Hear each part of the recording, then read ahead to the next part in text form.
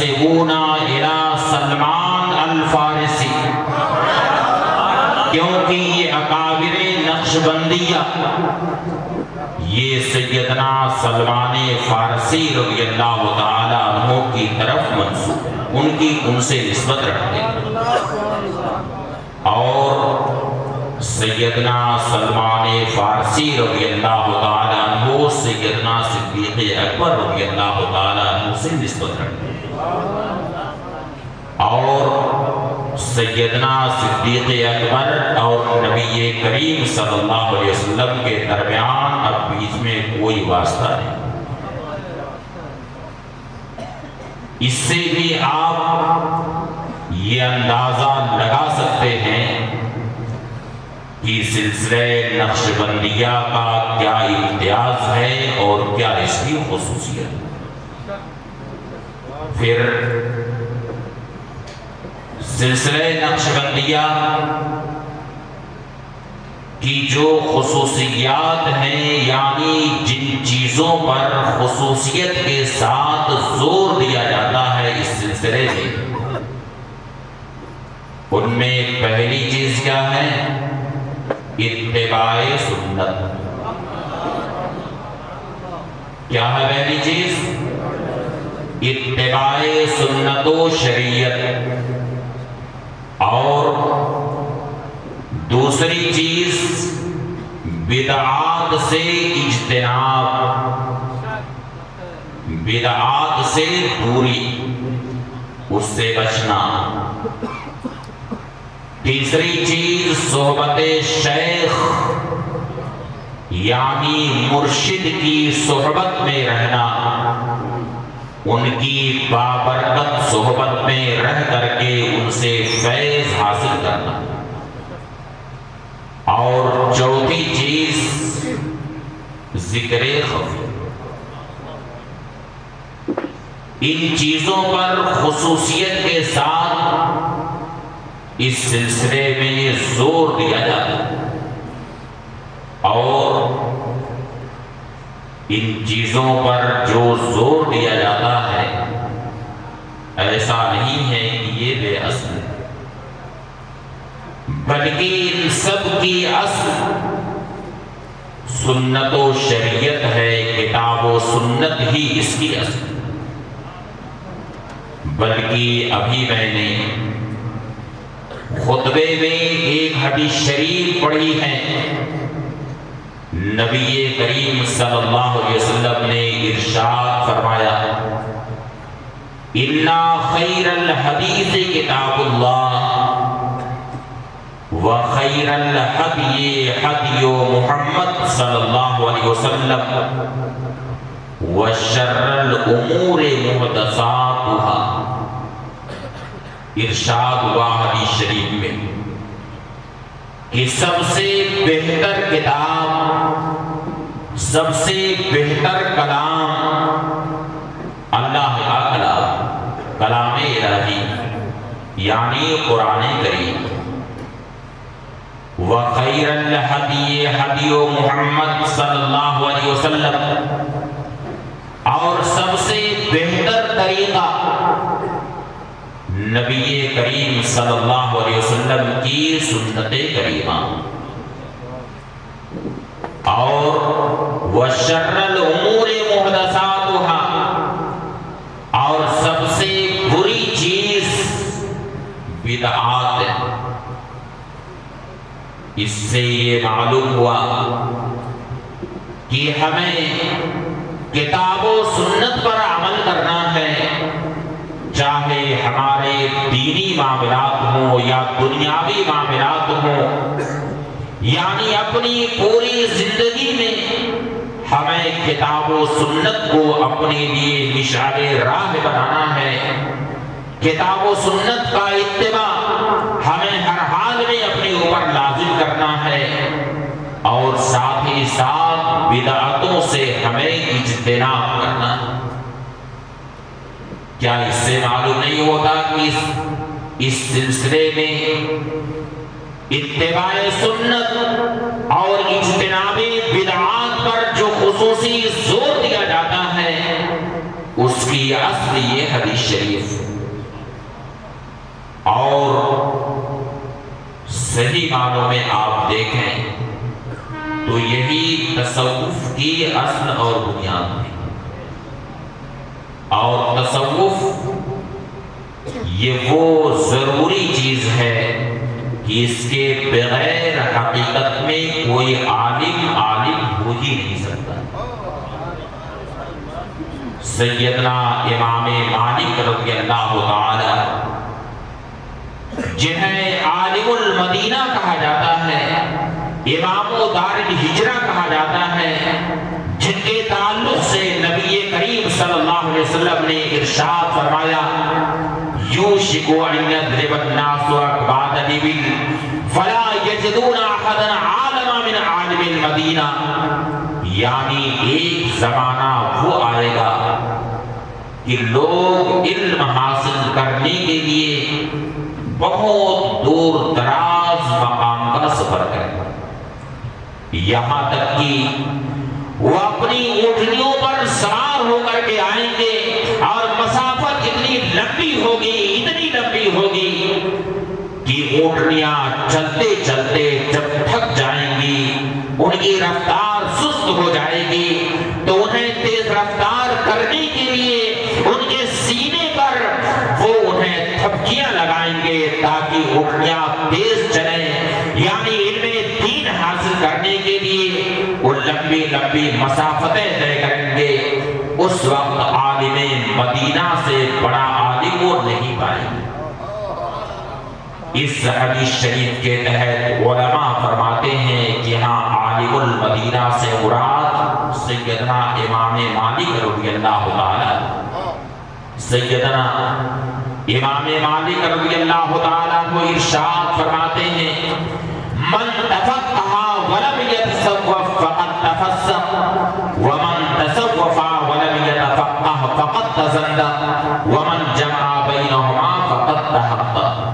ارشاد فرمایا کہ جو عالم ہوا، فقیہ بنا، لیکن وہ صوفی نہیں ہوا. عالم تو ہوا لیکن صوفی نہیں ہوا، فقط تفسق، تو ایسا شخص عالم نہیں ہے، ایسا شخص فاسق. وہ عالم نہیں ہے، عالم کہلانے کا حقدار وہ نہیں ہے، بلکہ ایسا شخص فاسق ہے. یعنی جس نے علم تو حاصل کیا، فقیہ بنا، عالم بنا، لیکن اس نے تصوف کا راستہ اختیار نہیں کیا، صوفی نہیں بنا، فقط تفسق، تو ایسا شخص عالم نہیں ہے بلکہ ایسا شخص حقیقت میں فاسق. ومن تصوف ولم يتفقه فقد تزندق، اور جس نے اپنے آپ کو صوفی ظاہر کیا، یعنی حقیقت میں صوفی نہیں ہے، اپنے آپ کو اس نے صوفی ظاہر کیا، حقیقت میں اس کے اندر اتباع سنت نہیں ہے، اتباع شریعت نہیں ہے، لیکن اپنا لبادہ وہ اس طریقے سے بنایا کہ لوگوں کے سامنے اپنے آپ کو صوفی ظاہر کر رہا ہے، لیکن وہ علم سے خالی ہے. اگر فقط تزندق، تو ایسا شخص بے دین ہے، اس کے پاس دین نہیں. یہی وجہ ہے کہ سیدنا خواجہ غریب نواز رضی اللہ تعالی عنہ کے جو دادا پیر حضرت سیدنا احمد مودود چشتی رضی اللہ تعالی، انہوں نے ارشاد فرمایا اول مسلح را بتاق بنے و برو و علم آموز، یعنی پہلے اپنا مسلح طاق پر رکھو اور جاؤ علم حاصل کرو کہ زاہد بے علم مسخرہ شیطان است، کہ زاہد بے علم وہ شیطان کا مسخرہ. ومن جمع بینہما فقد تحقق، اور جس نے دونوں کو جمع کیا، یعنی وہ عالم بھی ہوا اور ساتھ ہی ساتھ اس نے تصوف کا بھی راستہ اختیار کیا، صوفی بھی بنا، شریعت اتباع سنت و شریعت کیا، بدعات سے دوری رکھا، فقط تحقق وہی حقیقت میں عالم۔ اللہ کا شکر ہے کہ آپ جس مرشد کی صحبت میں، جس مرشد کی بابرکت صحبت میں بیٹھے ہوئے ہیں، جن کے نورانی چہرے کا آپ دیدار کر رہے ہیں، حضور شیخ العالم کی صحبت میں آپ بیٹھ کر کے ان سے فیوز و برکات حاصل کر رہے ہیں، اللہ کا شکر ہے کہ یہ دو مجمع البحرین ہے۔ یہ آپ کا مرشد حقیقت میں مجمع البحرین ہیں، جن کی صحبت میں آپ بیٹھ کر کے فیوز و برکات حاصل کر رہے ہیں۔ تو سیدنا امام مالک رضی اللہ تعالیٰ عنہ نے ارشاد فرمایا کہ من تفقہ ولم یتصوف فقد تفسق، جو عالم ہوا صوفی نہیں ہوا ایسا شخص فاسد ہے۔ اب تصوف جسے کہتے ہیں ذرا اسے بھی سنتے چلیں۔ امام اہل سنت مجدد دین و ملت اعلیٰ حضرت امام احمد رضا خان قدس سرہ نے فتاوی رضویہ میں ایک بڑا مشہور رسالہ ہے مقال العرفاء۔ کیا نام ہے رسالے کا؟ مقال العرفاء۔ مقال العرفاء میں اعلیٰ حضرت نے تصوف کی درجنوں تعریفات ذکر کی، لیکن ان میں ایک تعریف ایسی ہے جو بہت ہی جامع، بہت ہی جامع و تعریف ہے تصوف۔ ارشاد فرمایا التصوف هو التمسك بالشریعہ والتزام قانون العبودیہ۔ یہ تصوف کی تعریف کی، هو التمسك بالشریعہ والتزام قانون العبودیہ، یعنی تصوف نام ہے اتباع سنت و شریعت، شریعت کا دامن مضبوطی سے تھاما، وہ انتظام و قانون عبودیہ اور قانون بندگی کو لازم کر لینا، یہ تصوف کی حقیقت۔ اس کا مطلب یہ ہوا کہ اتباع سنت و شریعت اور قانون بندگی کو اپنے اوپر لازم کرنا، یہی تصوف کی حقیقت ہے۔ اللہ کا شکر ہے کہ سلسلہ نقش بندیہ میں اتباع سنت و شریعت کی پہلے تعلیم دی جاتی ہے اور ساتھ ہی ساتھ اجتناب بدعات کی تعلیم دی جاتی ہے کہ بدعتوں سے تمہیں دور رہنا ہے، کیونکہ نبی کریم صلی اللہ علیہ وسلم کا ارشاد ہے کہ التمسک بسنہ خیر من احداث بدعہ، یعنی ایک سنت پر عمل کرنا، ایک سنت کو مضبوطی سے تھامے رہنا، یہ بدعات کو ایجاد کرنے سے بہتر ہے۔ تو سلسلہ نقش بندیہ میں جہاں اتباع سنت و شریعت کی تعلیم دی جاتی ہے، یعنی اس سلسلے میں داخل ہونے کے بعد شیخ کی طرف سے، مرشد کی طرف سے اپنے مرید کو جو پہلے تلقین کی جاتی ہے، جو اس سے پہلا عہد لیا جاتا ہے، وہ اتباع سنت و شریعت کا عہد لیا جاتا ہے کہ تمہیں شریعت کی پابندی کرنی ہے، نبی کریم صلی اللہ علیہ وسلم کی سنت کریمہ کو اپنے سینے سے تمہیں لگانا ہے اور بدعات سے ہمیشہ دور رہنا ہے۔ اس سلسلے میں داخل ہونے کے بعد مرشد کی طرف سے سب سے پہلے مرید کو یہ تلقین کی جاتی ہے۔ اور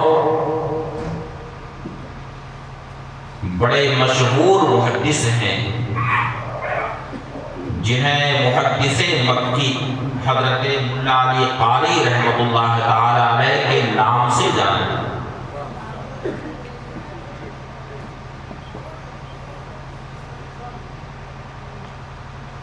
انہوں نے ان کی بڑی مشہور کتاب ہے مرقات المفاتیح، یہ حدیث شریف کی بڑی اہم کتاب ہے مشکات المصابیح۔ عربی زبان میں اس کی بڑی یہ جامع شرح.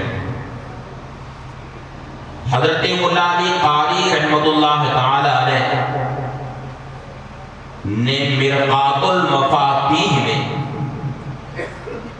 بڑی کثرت کے ساتھ جگہ جگہ سلسلہ نقشبندیہ اور مشائخ نقشبندیہ کا تعارف ہے. تو حدیث شریف کی وہ کتاب اور وہ کتاب کثرت کے ساتھ میرے مطالعے میں رہتی. میں سمجھتا ہوں کہ اگر اس سلسلے کے تعارف کی کوئی کتاب صرف مرقات المفاتیح کی روشنی میں تیار کی جائے تو بڑی اچھی خاصی کتاب اور مستند کتاب تیار ہو جائے. صرف ایک کتاب یعنی مرقات المفاتیح کو سامنے رکھا. آخر میں سوچنے لگا کہ اس سلسلے کا اتنا تعارف اور سلسلے کے مشائخ کے فضائل و کمالات حضرت مولا علی قاری نے آخر کیوں بیان کیے. میں نے اس کا خطبہ جو پڑھا تو مجھے اندازہ لگا کہ حضرت مولا علی قاری کا اس سلسلے سے بہت ہی گہرا تعلق ہے. خود فرمایا کہ میں نے یہ کتاب یعنی مشکات المصابیح عالم ربانی حضرت علامہ سید زکریا رحمۃ اللہ تعالی علیہ سے پڑھی. اور عالم ربانی حضرت علامہ سید زکریا رحمۃ اللہ تعالی علیہ نے یہ کتاب عالم ربانی حضرت علامہ اسماعیل شروانی رحمۃ اللہ تعالی علیہ سے پڑھی. اور حضرت علامہ اسماعیل شروانی رحمۃ اللہ تعالی علیہ یہ حضرت سیدنا یعنی سلسلہ نقشبندیہ جن کے نام سے جانا اور پہچانا جاتا ہے یعنی حضرت خواجہ بہاؤالحق نقشبند رضی اللہ تعالی عنہ کے اتباع میں سے. اس وقت مجھے سمجھ میں آیا کہ اس سلسلے سے حضرت مولا علی قاری رحمۃ اللہ تعالی علیہ کا کتنا گہرا تعلق. ایک جگہ ایک حدیث شریف کے تحت انہوں نے تحریر فرمایا کہ اس سلسلے میں خاص بات یہ ہوتی ہے کہ مرشد کی نظر اپنے مرید کے دل پر ہوتی ہے. یہ خاص بڑا تاریخی جملہ انہوں نے تحریر فرمایا کہ اس سلسلے میں مرشد کی نظر مرید کے دل پر ہوتی ہے. یہاں تک کہ اگر مرید کو کوئی تکلیف پہنچتی ہے تو اس کا احساس مرشد کو ہوتا ہے اگرچہ مرشد کتنی ہی دوری پر. یہاں تک کہ اگر مرید کو کوئی خوشی حاصل ہوتی ہے تو اس کا بھی احساس مرشد کو ہوتا ہے. یعنی اس سلسلے میں خاص بات یہ ہے کہ مرشد کی نظر مرید کے دل پر ہوتی. پھر تحریر فرمایا کہ اس سلسلے کے ایک شیخ تھے, نام تو نہیں ذکر کیا مگر سلسلہ نقشبندیہ کے حوالے ہی سے یہ بات تحریر فرمائی کہ سلسلہ نقشبندیہ کے ایک شیخ تھے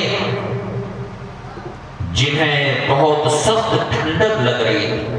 ٹھنڈک کا زمانہ تھا, انہیں ٹھنڈک کا احساس ہو رہا جیسے بھی سردی کا زمانہ. تو انہوں نے اپنے مریدوں سے ارشاد فرمایا کہ زملونی زملونی, یعنی مجھے تم لوگ چادر اڑا, کمبل اڑا. مریدوں نے مرشد کو کمبل اڑا.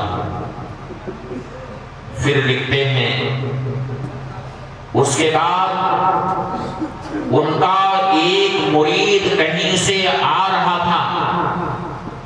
ایک تو ٹھنڈک کا زمانہ اور وہ مرید ٹھنڈے پانی میں آ کر کے گر گیا.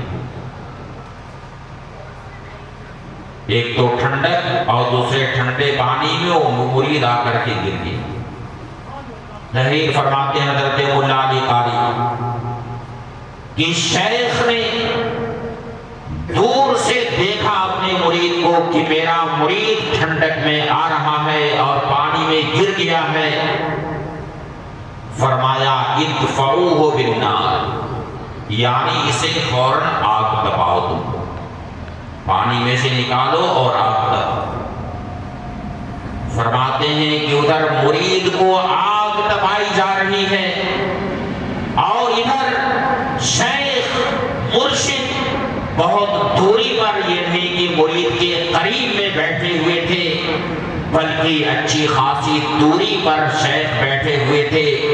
مگر دیکھا کیا جا رہا ہے کہ مرید کو آگ تپائی جا رہی ہے، یعنی مرید کو گرمی پہنچائی جا رہی ہے، آگ مرید کو تپائی جا رہی ہے، لیکن اس کا اثر مرشد کے جسم پر نظر آ رہا ہے.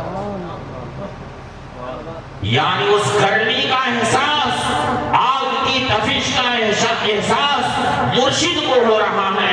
یہاں تک کہ ایسی گرمی مرشد کو محسوس ہوئی کہ سارا کمبل اس ٹھنڈک کے زمانے اٹھا کر کے پہنا. پھر فرمایا کہ اس سلسلے میں خاص چیز یہ ہے کہ مرشد کی نظر مرید کے دل پر ہوتی ہے. اس لیے یہ دور دراز سے جو آپ حضرات تشریف لائے ہوئے ہیں، آپ ذرا بھی یہ نہ سوچیں کہ ہم مرشد کے سامنے نہیں ہیں تو مرشد ہمیں نہیں دیکھ رہے ہیں. حضرت مولا علی قاری رحمت اللہ تعالی علیہ نے جب یہ اصول بیان فرما دیا ہے کہ شیخ کی نظر مرید کے قلب پر ہوتی ہے، مرید کے دل پر ہوتی ہے، تو شیخ ہمیشہ یعنی جب توجہ اللہ کرتے ہیں، انابت اللہ کرتے ہیں، اس وقت صرف ایسا نہیں کہ اپنے لیے دعائیں کرتے ہیں بلکہ اپنے مریدوں کو بھی دعائیں خیر میں یاد کرتے ہیں. اور ایسا کیوں نہ ہو کہ اولیاء کرام کی شان ہی یہ ہوتی، یعنی اللہ کی بارگاہ میں جنہیں محبوبیت حاصل ہو جاتی ہے تو ان کا مقام کتنا اونچا ہو جاتا ہے. حدیث قدسی تو بہت لمبی ہے، میں اس کا صرف ایک جز بیان کرتا ہوں. حدیث قدسی میں ارشاد ہوا، اللہ رب العزت نے ارشاد فرمایا فَإِذَا أَحْبَبْتُهُ أَكُونُ سَمْعَهُ الَّذِي يَسْمَعُ بِهِ وَبَصَرَهُ الَّذِي يُبْصِرُ بِهِ وَيَدَهُ الَّتِي يَبْطِشُ بِهَا وَرِجْلَهُ الَّتِي يَمْشِي عَلَيْهَا. یعنی جب میں کسی بندے کو، اللہ رب العزت ارشاد فرماتا ہے کہ جب میں کسی بندے کو اپنا محبوب بنا لیتا ہوں، محبوبیت کے مقام پر وہ فائز ہو جاتا ہے، تو میں اس کا وہ کان ہو جاتا ہوں جس سے وہ سنتا ہے، میں اس کی وہ آنکھ ہو جاتا ہوں جس سے وہ دیکھتا ہے، میں اس کا وہ ہاتھ ہو جاتا ہوں جس سے وہ پکڑتا ہے، میں اس کا وہ پاؤں ہو جاتا ہوں جس سے وہ چلا کرتا ہے. اللہ تعالیٰ کو جسم و جسمانیات سے پاک ہے. پھر اسلام شریف کا کیا مطلب ہے؟ مطلب اس کا علماء نے یہ تحریر فرمایا کہ وہ بندہ جب تک کی محبوبیت کے مقام پر فائز نہیں ہوا تھا اس وقت تک صرف اتنا ہی سنتا تھا جتنا عام انسان سنا کرتے ہیں، اور جب تک محبوبیت کے مقام پر فائز نہیں ہوا تھا اس وقت تک صرف اتنا ہی دیکھتا تھا جتنا عام انسان دیکھا کرتے ہیں. لیکن جب وہ محبوبیت کے مقام پر فائز ہو گیا تو اللہ کی مرضی ہی سے وہ سنتا بھی ہے اور اللہ کی مرضی سے وہ دیکھتا بھی ہے، اور جب اللہ کی مرضی سے وہ سنتا ہے، اللہ کی مرضی سے وہ دیکھتا ہے، تو اس کا وہ اپنی فراست ایمانی سے قریب کو بھی دیکھتا ہے اور بھی سنتا ہے اور اسی طرح سے دور کو بھی دیکھتا ہے اور دور والوں کو سنتا ہے۔ اسی لیے کسی شاعر نے کہا نہ پوچھ ان خلقہ پوشوں کی، ارادت ہو تو دیکھ ان کو، یدے بیضا لیے بیٹھے ہیں اپنی آستینوں میں، تمنا درد دل کی ہو تو کر خدمت فقیروں کی، نہیں ملتا یہ گوہر بادشاہوں کے خزینے۔ اور میں عرض کر رہا تھا کہ اس سلسلے میں خاص طور سے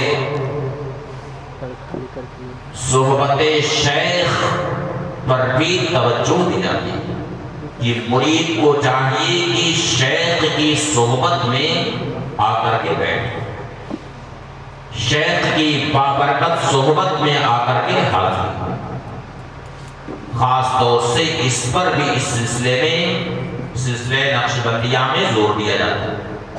اور یہ چیز تو دراصل قرآن کریم سے ماخوذ، قرآن کریم میں اس کی تعلیم دی گئی کہ نیکوں کی صحبت میں بیٹھو، نیکوں کی صحبت میں رہو۔ ارشاد ربانی ہے وَاصْبِرْ نَفْسَكَ مَعَ الَّذِينَ يَدْعُونَ رَبَّهُمْ بِالْغَدَاةِ وَالْعَشِيِّ يُرِيدُونَ وَجْهَهُ وَلَا تَعْدُ عَيْنَاكَ عَنْهُمْ، یعنی اے بندے تم اپنے آپ کو ان کی صحبت میں رکھو، ان نیکوں کی صحبت میں رکھو جو اپنے رب کو صبح و شام پکارتے، ذکر الہی سے وہ رطب اللسان رہتے ہیں، اپنے رب کو صبح و شام پکارتے ہیں، اللہ کے ذکر سے وہ تر و تازہ رہتے ہیں، یریدون وجہ، اور اللہ کی وہ رضا اور خوشنودی چاہتے ہیں، ولا تعد عیناک عنہم، اور جب تم ان کی صحبت میں بیٹھو تو ان کے نورانی چہروں پر تمہاری نظریں جمی رہنی چاہیے، ان کے نورانی چہروں سے تمہاری نگاہ نہ ہٹے، کیونکہ نیک لوگوں کے نورانی چہروں کو دیکھنا یہ بھی ثواب کرتا۔ اس آیت کریمہ سے یہ ہمیں درس ملا کہ ہمیں نیکوں کی صحبت میں بیٹھنا چاہیے، نیکوں کی صحبت میں ہمیں رہنا چاہیے، کہ نیکوں کی صحبت میں آدمی رہے گا تو اگرچہ بد ہے وہ، اگرچہ گنہگار ہے، لیکن نیکوں کی برکت سے رحمت الہی اس گنہگار کی طرف بھی متوجہ ہوتی ہے، نیکوں کی برکت سے ان کی صحبت میں جو بیٹھتا ہے، جب اللہ کی رحمت ان کے اوپر نازل ہوتی ہے تو رحمت اس بندے کی طرف بھی متوجہ ہوتی ہے، جو ان کی صحبت میں بیٹھتا ہے وہ بھی رحمت الہی سے فیض یاب ہوتا ہے، اس لیے کہ وہ نیک بندے ہیں جنہیں قرآن کریم میں عباد الرحمن کہا گیا ہے، جن کی صفت قرآن پاک میں بیان ہوئی، وہ عباد الرحمن الذین یمشون علی الارض ہونا وَإِذَا خَاطَبَهُمُ الْجَاهِلُونَ قَالُوا سَلَامًا وَالَّذِينَ يَبِيتُونَ لِرَبِّهِمْ سُجَّدًا وَقِيَامًا، یعنی رحمان کے وہ بندے جو اس روئے زمین پر آہستہ آہستہ چلتے، سنجیدگی اور متانت کے ساتھ چلتے۔ یہاں ایک چیز کی طرف میں آپ کی توجہ تھوڑی سی دلانا چاہتا ہوں، ہے تو تھوڑی سی کتابی بات ہے، لیکن کوشش کروں گا کہ آپ لوگ سمجھ جائیں اس میں۔ یہ تو آپ لوگ جانتے ہیں کہ اللہ تعالیٰ کے اسماء حسنہ 99، یہ تو جانتے ہیں 99 اسماء حسنہ، اور قرآن کریم میں الگ الگ مقام میں الگ الگ اسم مقدس کا ذکر آیا، کہیں قہار آیا، کہیں جبار آیا، کہیں ملک آیا، کہیں قدوس آیا، کہیں متکبر آیا، کہیں رحمان کا ذکر آیا، کہیں رحیم کا ذکر آیا، یعنی اسماء حسنہ کا ذکر قرآن مقدس میں الگ الگ آیا۔ اب کس مقام میں کون سا اسم مقدس آیا ہے؟ حضرت امام قسطلانی رحمت اللہ تعالی بخاری شریف کی جو آخری حدیث شریف ہے، وہ آخری حدیث شریف منبر نور بے رونق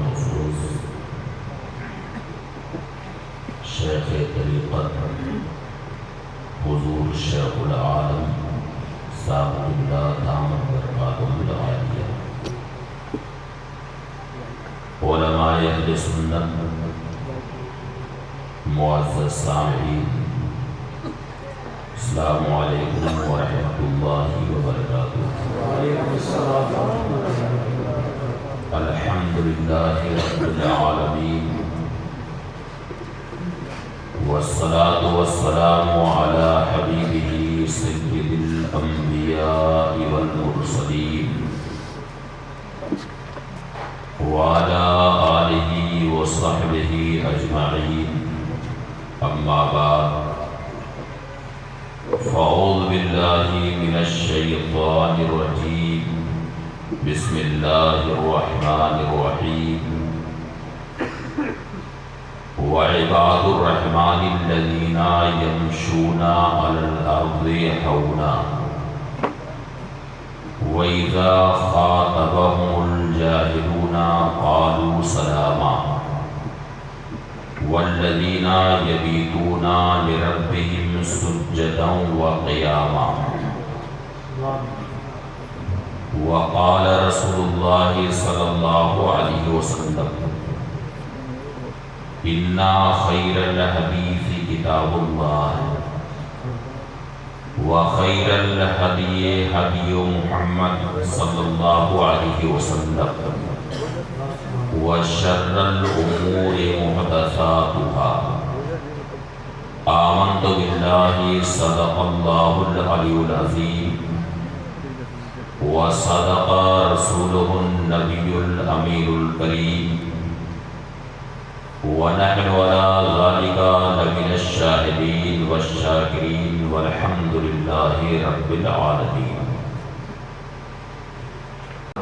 زبان پہ دونوں بہت ہی آسان ہے کہ پڑھا لکھا آدمی تو انہیں پڑھ ہی لے گا، اور جو آدمی پڑھا لکھا نہیں ہے وہ بھی پڑھ لے، آسانی کے ساتھ۔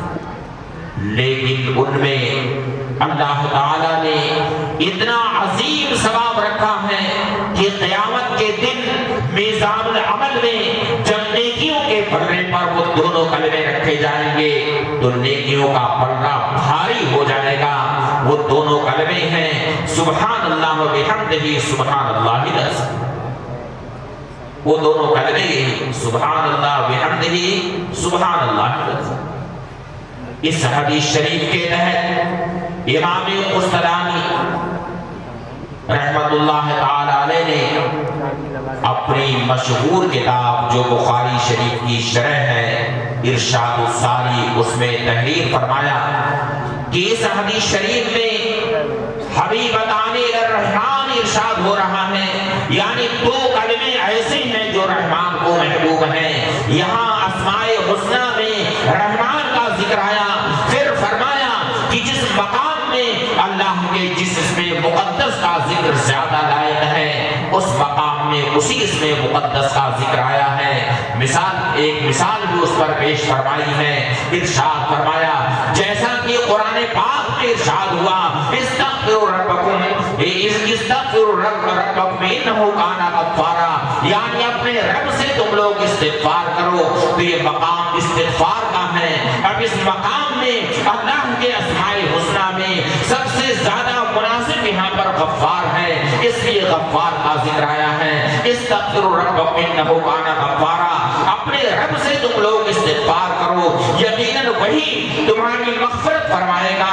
تو ارشاد فرمایا کہ یہاں حدیث شریف میں اللہ تعالیٰ کے اسماء الحسنہ میں رحمان کا ذکر آیا ہے، اس کا مطلب یہ ہے کہ دو کلمے ایسے ہیں جو رحمان کو ایسے محبوب ہیں کہ دونوں کلموں کو جو پڑھے گا تو اللہ کی رحمت اس کے اوپر نازل ہوگی، رحمان کی رحمتیں اس کے اوپر نازل ہوں گی۔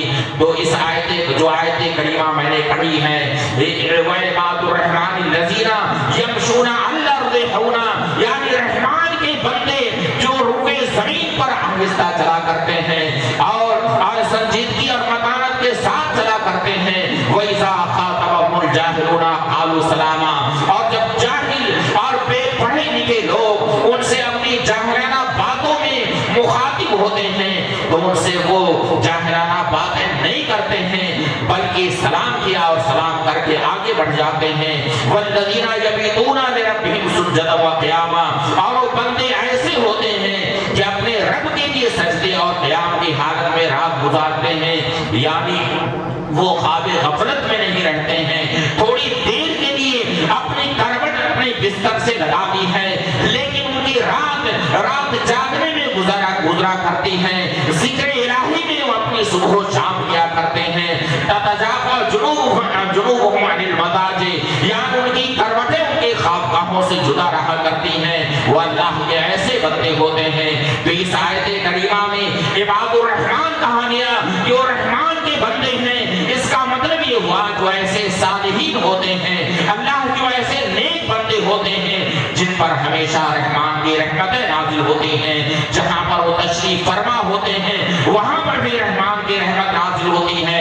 जहां चलते हैं, जिस रास्ते से उनका गुजर होता है, उस रास्ते पर अल्लाह की रहमतें नाजिल होती हैं। और कब्र में आराम फरमा होते हैं तो वहां पर भी उनकी रहमत नाजिल होती है। यहाँ तक कि जहां उनका जिक्र होता है वहां पर भी रहमान की रहमत नाजिल होती है।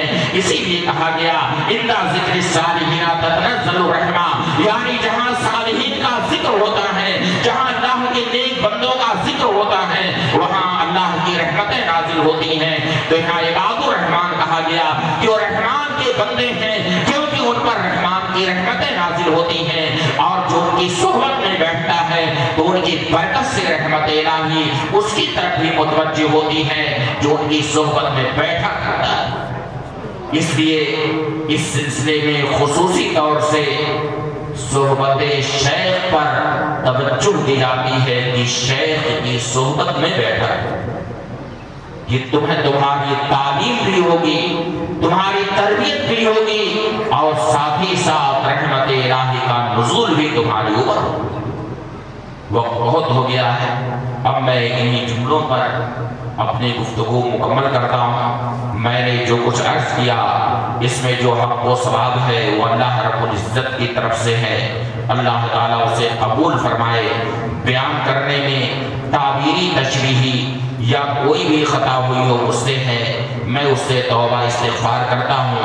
अस्तग़फ़िरुल्लाह रब्बी मिन कुल्लि ज़ंबिन व अतूबु इलैह व आखिरु दावाना अनिल हम्दुलिल्लाहि रब्बिल आलमीन। अस्सलामु अलैकुम व रहमतुल्लाहि तआला व बरकातहू।